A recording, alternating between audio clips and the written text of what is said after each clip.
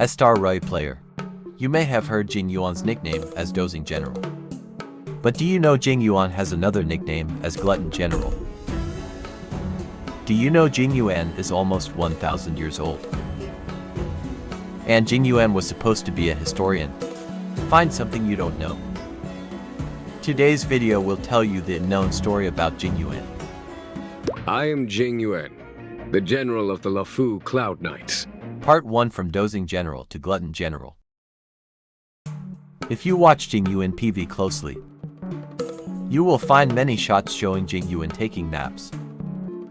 Bailu Kink and many characters refer that Jingyuan is easy to fall asleep.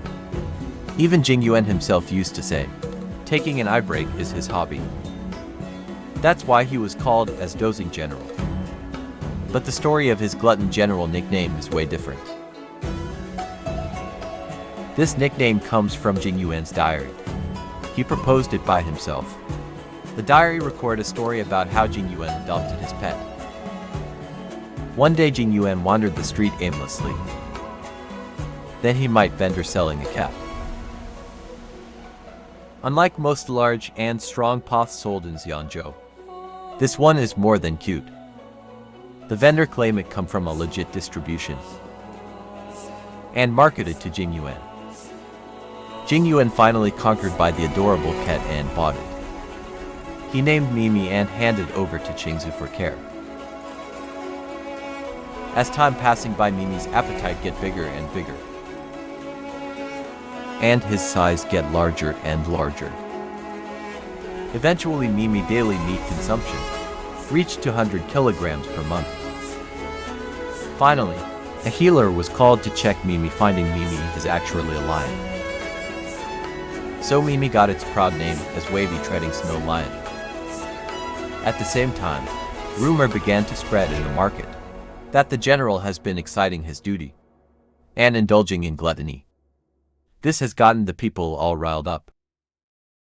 So Jingyuan joked to himself by saying that the Glutton General sounds more impressive than Dozing General. But you may notice, this Liam never appears in the game, because the Liam has dead. One day Jingyuan was summoned to join an expedition. After 300 years, Jingyuan finally comes home. On his return, he saw a withered old lion slowly staggering towards him. The lion eventually died in Jingyuan's arm. To commemorate his dear pet, Jingyuan erect many stone lions in the seat of divine foresight. Another sad story about the owner outlived the pet. But when you listen to this story, do you raise a question? A lion aged over 300 years old, and Jingyuan outlived him. So how old is Jingyuan? Here comes the second part of our story. The 1,000-year-old general. How old is Jingyuan? mihoyo didn't give us an official answer. But according to Doc Romy research, Jingyuan is likely near 1,000 years old. First, let's talk about why Jingyuan longevity is so long. The Xianzhou Alliance is combined by different species, searching for immortality. Among them, the Xianzhou natives are one of longest living race. Jingyuan belonged to this race. The Shenju natives have infinite lifespans and are free from 3 sufferings. These sufferings are old age, sickness, and death. These attract 1,000 people to seek longevity there. But the birth defection of Shinzhou native cannot be cured, which means if you are born to be blind, you will live in darkness forever. I can't say born to be immortal, blind is a curse or bless. As so, how old is Jingyuan? Recently, mihoyo released a short animation depicting his past, learning battle skill with his master Jingyu. After long time training, Jingyuan became a general. Unfortunately, his master became Jingyuan's enemy. Jingyuan had to lead his army and beat the master, so learning and fighting took a long time. especially for a high-level special like Xianzhou native. I guess it may take over more than 100 years.